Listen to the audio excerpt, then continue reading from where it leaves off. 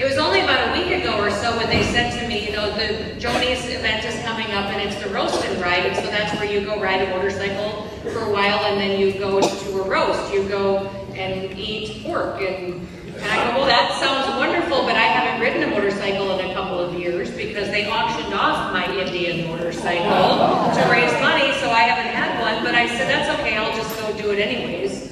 That'll be fantastic. So thank you to Big Barn Harley for allowing me to get on your motorcycle when I haven't ridden one in a couple of years. It's a brand new motorcycle. It only had 7 miles on it. It was fantastic. So thank you. It was wonderful.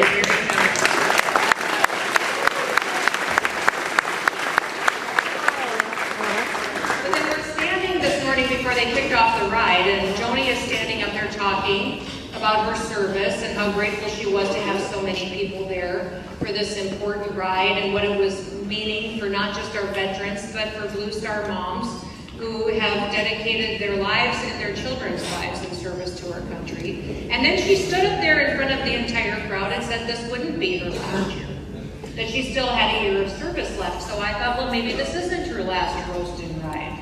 Maybe she's committed to one, but then I come here and listen to all these speeches. And clearly this is her last roast and ride, and this makes me grieved for the fact that we are going to not have a friend in a position of influence that she's been in for many, many years. But I'm excited to see what her future is. But as I'm listening to these speeches, I've decided that you all suck at roasting people. I haven't heard one negative thing about Joni all day. One story making fun of her. Everything has been wonderful. So, okay, I get the picture. I'm getting rid of all my stories that I have on to and we will only talk about how wonderful she is. In fact, I was thinking today a little bit about the puzzle that is Iowa and the people that represent you. Because you have the dean of the delegation, the oldest member of your delegation, the one with the most wisdom, who's been around the most years, that has seen it all and done it all, who gives the fieriest speech. Then you have the nicest, sweetest lady in the world who has dressed in leather and rides motorcycles everywhere that she goes. And then you have the teeny tiniest little lady who doesn't even need a microphone, stands over here, and they can hear her across the other side. This country has been such a blessing to so many people, but the reason that I do this job every single day is to make sure that my kids and my grandkids have the same opportunities that I had when I was growing up. I remember being a little girl in South Dakota and just wanting to be a farmer and a rancher. My dad was my hero, my best friend, and I just wanted to grow up and work with him every day. When he was killed in an accident, everything changed. Our whole lives were turned upside down. I ended up working on policy when I was helping to run the farm, got involved in politics, and he'd probably think I'm crazy for what I do today. But I do think he'd be proud because I'm fighting for a way of life, that we still have a future, that we still have an ability for his grandkids, his great-grandkids to grow up on our farm and ranch in South Dakota. And that's incredibly important, that you have people that recognize the history and the legacy of what this country is.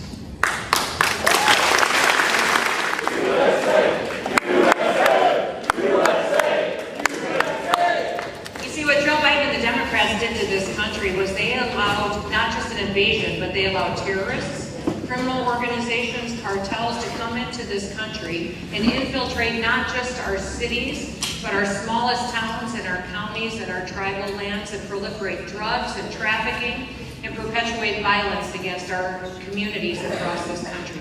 I said, sir, we're going to not only have to remove everybody that's in this country illegally and start enforcing our laws, we're going to have to secure the border, and then we're going to have to go after those terrorists. And it's not going to just take us a few months.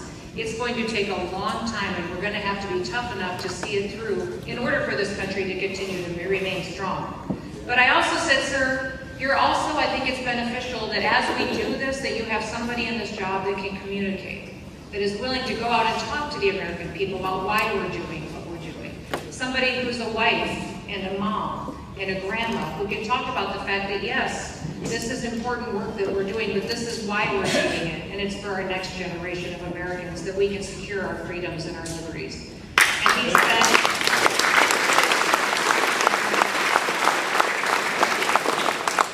that sounds fantastic, I'll call you back. And he did a few days later and asked me to serve in this position. The Department of Homeland Security was created after 9/11.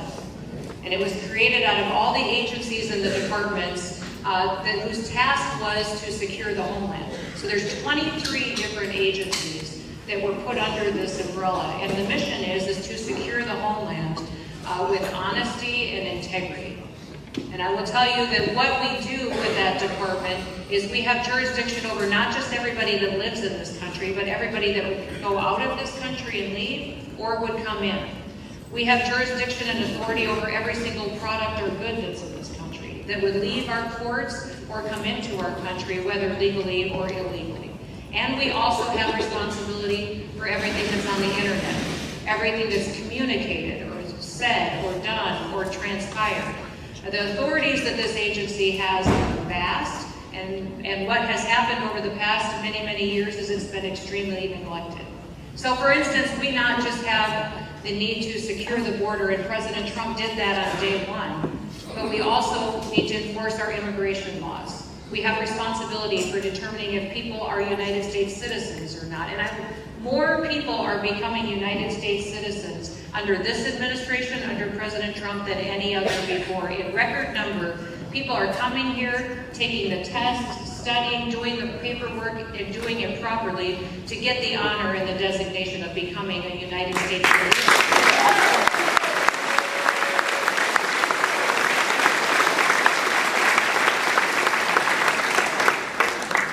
We also have the responsibility for FEMA.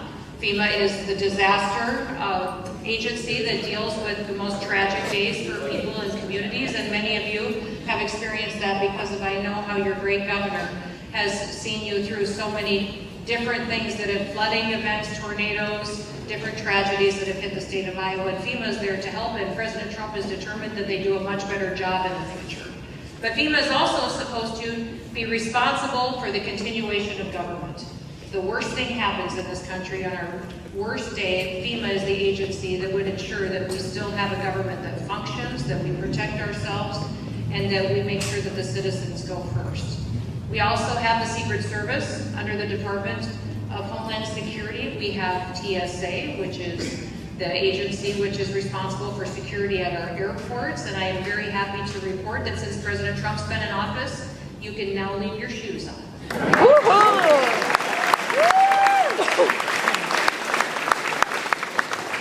always wondered if we really had to take our shoes off, and when I dug into it, when I got there, I realized our technology has so advanced, and we have invested in our security systems enough that you don't have to.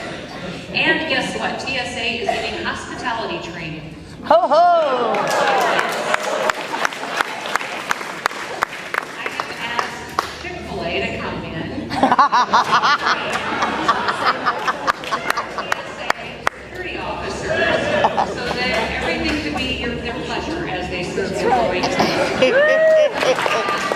Love it.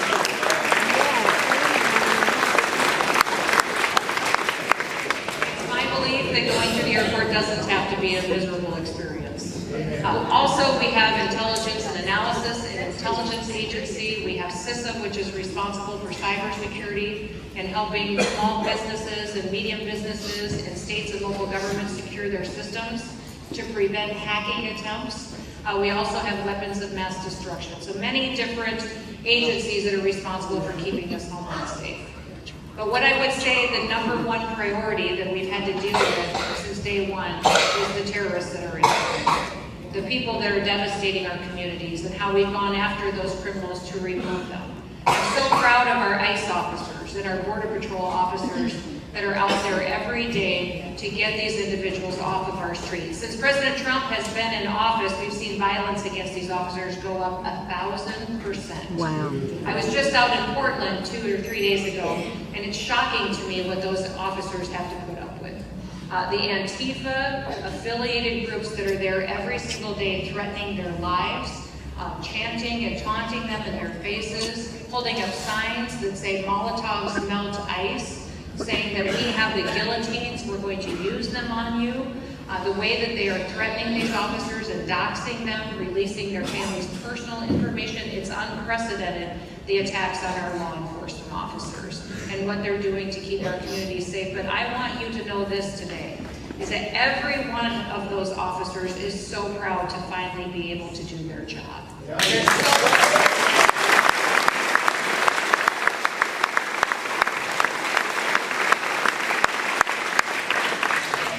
recently opened up hiring of 10,000 new ICE officers thanks to the funding that was provided in the big beautiful bill that Senator Ernst was a champion of. We received over 170,000 applications for those. Wow, amazing. One of the responsibilities that I have as Secretary of Homeland Security is the Coast Guard. The Coast Guard is the tip of the spear in our national security strategy. They are out there not only just defending our waters and having a search and rescue mission, but they operate with our military branches around the world to be their navigators, their surveillance operators, to be those that go forward and help protect our Navy ships when they're deployed around the world and in the Middle East, to help give them information, and because of how nimble they are and how they can react. And they're helping us secure our border, and our number one entity that is doing drug interdictions today in the world is our Coast Guard, because as we've secured the border, all that trafficking has been pushed out to the waters and pushed out to our maritime seas, and that's where the Coast Guard has been stopping those drugs before they can come into our country and kill our children. I'm so proud of the work that they're doing. They have had, with funding, 15,000 new Coast Guard members that can be recruited and funded, and they've got already 75,000 applications to join us and to serve.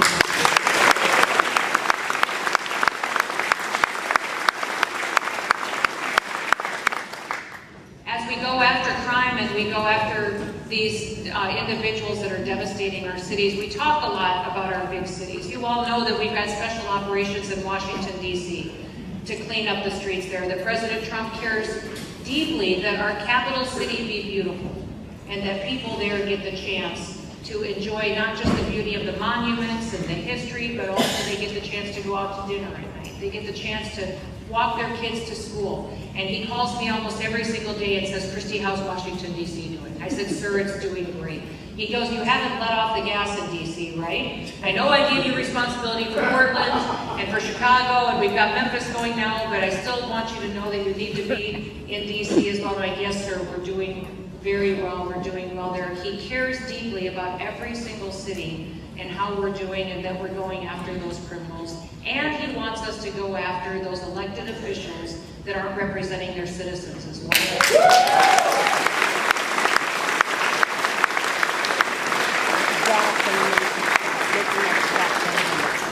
He was talking to me yesterday about what I was going to be doing this weekend, and I told him I was going to be here with you. And he said, "Well, make sure that you tell them about the individuals in Iowa that we've gotten rid of, that have been so terrible, that have been illegal aliens that have devastated families, like Michelle and Scotty in the loss of Sarah." He doesn't forget. He doesn't forget these victims, and every day he wakes up wanting justice for your family. In Ames, Iowa, we had ICE Des Moines arrested a man named Ian and Dre Roberts. You may have heard of him. But from Guyana, pretending to be a citizen, that no one did a background check on him, to become a superintendent, interacting with children every single day, making a six-figure salary with benefits as well, that so many people in the United States could have been benefiting from. But his background and criminal record was that he had criminal possession of narcotics on his background with an intent to sell in New York, convictions for reckless driving and for speeding in Maryland, and second and third and fourth degree weapon charges for having guns illegally in this country. And now he's away from your children, and he's being brought to justice as well.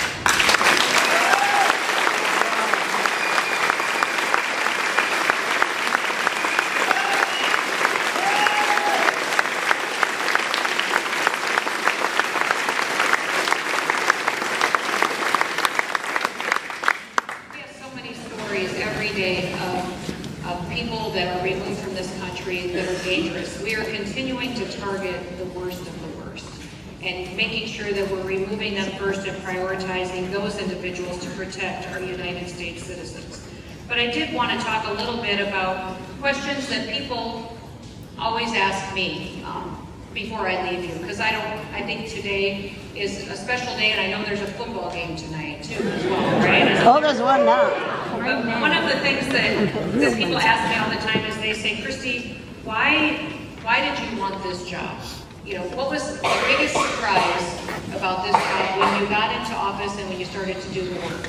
And I'll tell you, 5 years ago, if you would have asked me about the deep state, if somebody would have said something to me about the deep state, I probably would have chuckled a little bit and shrugged my shoulders and said, yeah, I don't know, maybe, it might be there. There might be something in this government that's not all that full of integrity. But I will tell you this after doing this job now for 9 months, is that it's worse than I ever thought it could be.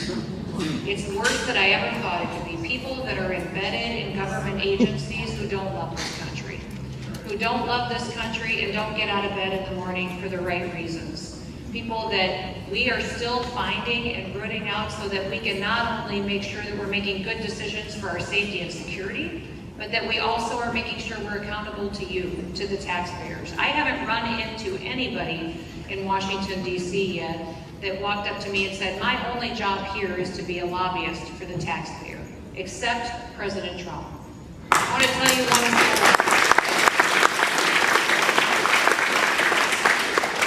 I sat in the Oval Office the other day for several hours because we were making decisions on different payments that were going to different states, different grant programs, different policies, and different things that we were implementing. And there was one discussion over one payment that was going to go to a county in California, and it was a payment of $195,000. And President Trump said, we were making decisions that day on so many different agencies and departments, and billions of dollars. I think when I left the Oval Office and I looked at the decisions we made, it was over $582 million that we had decided in a couple of hours on how it would be spent, how it would be done, what the policies were, and what the law said. But I'll never forget that we spent 20 minutes that day on that $195,000. The president said, well, did they qualify for it? Does the law say that they deserve it? What was their damage? Tell me about the businesses in their county. Did their county government step up and help them? Did their state step up and help them? Did they do something that would help them be more resilient in the future? He asked me 100 questions about this one payment of $195,000. And then he said to me, you know, Kristi, this is a lot of money. This is 3 teachers' salaries. And I thought, praise God, we have a president that knows what a teacher's salary is, or recognizes that $195,000, when we are trillions of dollars in debt, that $195,000 is a really big deal. It's a really big deal. He isn't just focused on negotiating peace agreements in the Middle East. He's focused on every single dollar that you send him, that he knows that it is spent appropriately and that he can be accountable to you. He also cares about the little details. I told this story the last time I was down here in Iowa not too long ago for the Faith and Freedom dinner. Were many of you here for that? A few of you? I'll tell the story again. One of my responsibilities is to build the wall. We have $46 billion to use to complete the entire wall, which is the infrastructure, the secondary wall, and then the technology that would make sure that we don't allow an invasion in the future like we had before. President Trump asks me all the time when I see him, how's the wall coming? How much wall have you built? How many miles have we got? How much does it cost per wall, or per mile? What contractors do you have? He's very much a builder and cares about all that. But then he asked me one day, he said, Kristi, are you painting the wall? I said, well, I don't know, sir. I don't know if we're painting the wall. He goes, I think you should paint the wall. Don't you think you should paint it? We can paint the wall if you would like us to. And he said, well, it will make sure that it doesn't rust and that it doesn't deteriorate, but also it would look really good if it was black. And I said, well, okay, we can paint it black, sir. We can do it. He goes, well, if it's black, it'll get hot. He said, down there in the sun, when it gets really hot, then if it's black, it'll get even hotter, and then people won't want to touch it. And then they won't want to climb it. So if we make sure that it's black, then it'll get hotter, and we'll make sure that we don't have people coming across that wall illegally. And I go, okay, well, sir, we can paint it black. We will do that. Let me find out, and I'll find out how much it costs per mile to paint it. And so the next time I saw him, he said, Kristi, have you started painting the wall? And I said, well, sir, I will find out. That was just a few days ago, and I'll see if we've started. And he said, do you think you need one coat or two? I said, I don't know, sir. What do you think? And he said, I think we might need to do two. But find out how much it costs. You know what, Kristi, if you get the right paint, you probably won't have to do. Do you have to prime it? And I said, well, I wouldn't think you have to prime it. He goes, no, listen, if you get the right paint, you won't need to prime it. He said, you will buy Rust-Oleum black paint.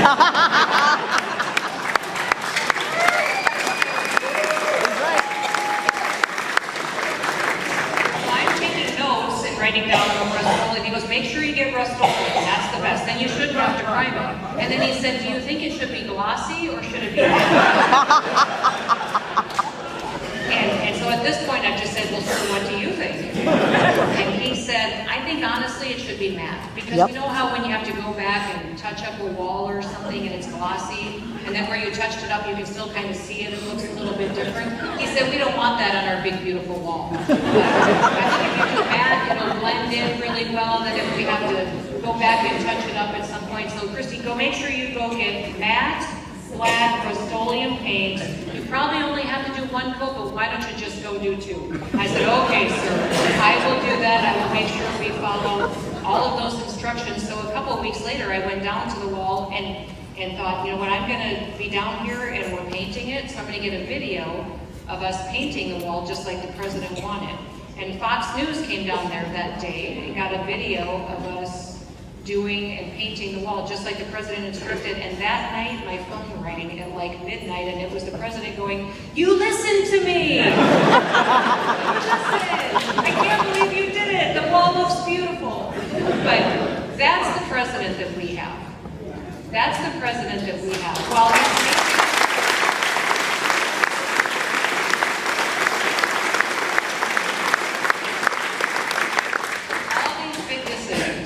and he's fighting at times not just Democrats and liberals and socialists and people that want to destroy this country. Sometimes he's fighting the bureaucracy of the federal government and people that are embedded down deep that he needs to find that don't have a heart for this country, that are trying to slow us down. He cares about the smallest details too. The things that many people wouldn't have the time or the desire to think about and focus on to make sure we're doing everything exactly correctly. So what working for him, many times people ask me, what is it like? And I say to them, I tell them these stories about a man who cares deeply about people and wants to give us the best opportunity to solve problems every day. He will always give us his thoughts and then he'll pat me on the hand or he'll say, Kristi, you know, you go do what's best. I trust you. And it's so wonderful to work for somebody that trusts the people that he's put in leadership positions. It's been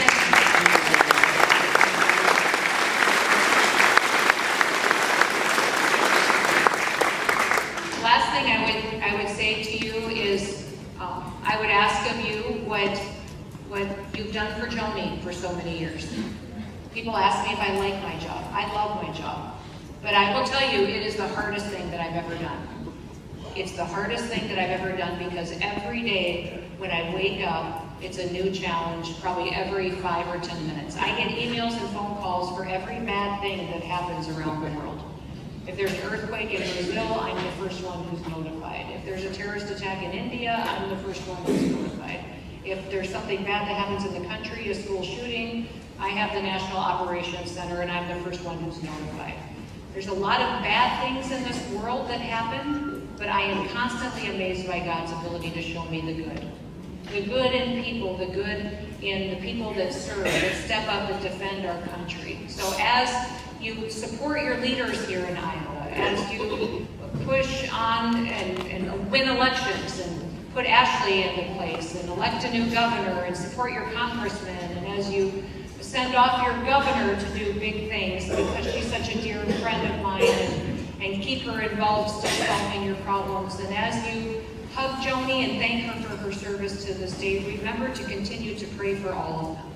Keep them covered in prayer, because this is not just a physical battle. It's not just a battle for our country, it's a spiritual battle. And our job is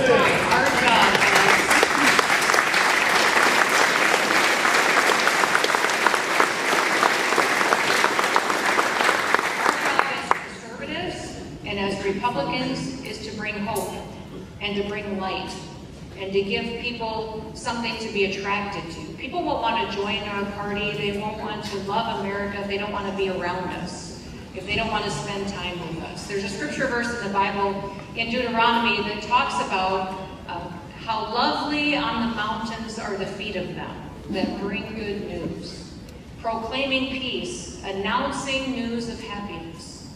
Our God reigns. Our God reigns. But how amazing would that be? When I close my eyes and I think about that scripture verse, I think about the fact that how lovely are the feet of those on the mountains that bring good news. That when people saw us coming, that we would be announcing news of peace and happiness, and that people would be glad to see us coming. So as we look at our challenges, I want to remind you to be happy, to be people who bring good news to individuals, that spread the light and the joy of what this country is. Our founders gave us the greatest experiment in human history when they gave us this country. We're not going to lose it on our watch. And we're going to do it by winning the hearts and minds of the American people and reminding them of what our priorities are. I'm so grateful to be here today, to be able to stand with my friend Joni, also to support our military moms and Blue Star moms and Mission, Iowa, and to be able to spend time with all of you. Thank you for blessing us. Go out there and be happy, inspire the people of this country, and may God continue to bless you. May God keep his hand of protection on your family, and may God continue to bless the great United States of America.